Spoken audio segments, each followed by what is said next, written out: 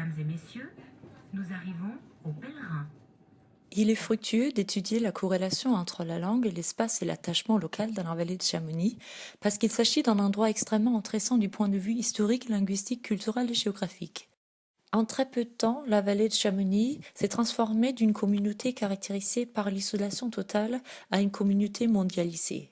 En outre, il existe une tendance générale au déclin des dialectes français et j'ai voulu examiner s'il existe encore des traits linguistiques locaux, par exemple du français régional haute-savoyard, du franco-provençal ou des dialectes locaux dans la vallée. Afin de pouvoir mesurer la corrélation entre l'attachement local et la connaissance des régionalismes, j'ai quantifié ces notions dans 2 index.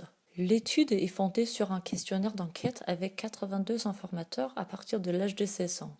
Le questionnaire d'enquête comprenait des questions de l'index de l'attachement local qui comprenaient aussi bien des questions géographiques qu'émotionnelles. En outre, il y avait 40 phrases concrètes contenant des mots ou des phrases régionaux. Ces phrases m'ont permis de quantifier la connaissance des régionalismes des informateurs.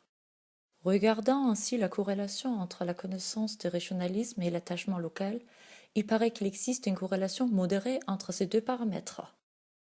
Afin d'examiner d'autres paramètres qui pourraient jouer un rôle pour la connaissance des régionalismes, j'ai choisi d'étudier la relation entre la langue et l'attachement local et le sexe.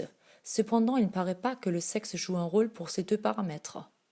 Par contre, il semble que l'âge joue un rôle aussi bien au niveau de la connaissance des régionalismes et de l'attachement local. Il est très intéressant de noter que les plus jeunes, à l'âge de 16 à 25 ans, ont un niveau plus élevé qu'attendu dans les 2 index.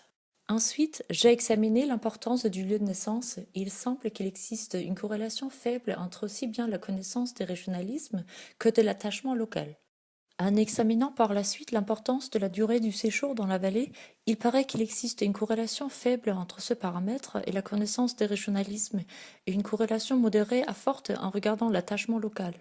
Enfin, j'ai étudié l'attachement émotionnel, mais contrairement à ce que j'avais attendu, il ne semble pas qu'il existe une corrélation ni en regardant la connaissance des régionalismes, ni en regardant l'attachement local. Dans la deuxième partie de mon analyse, j'ai finalement examiné l'ordre des régionalismes à la base des connaissances rapportées des 40 régionalismes, et ceci m'a laissé faire ce liste des mots. Les 3 mots ayant le plus grand score sont rapportés connus ou employés par 100% des informateurs. Les 11 mots ayant le plus grand score sont rapportés connus ou employés par 80%. Les 10 régionalismes ayant le plus petit score ne sont que connus par environ 50% des informateurs.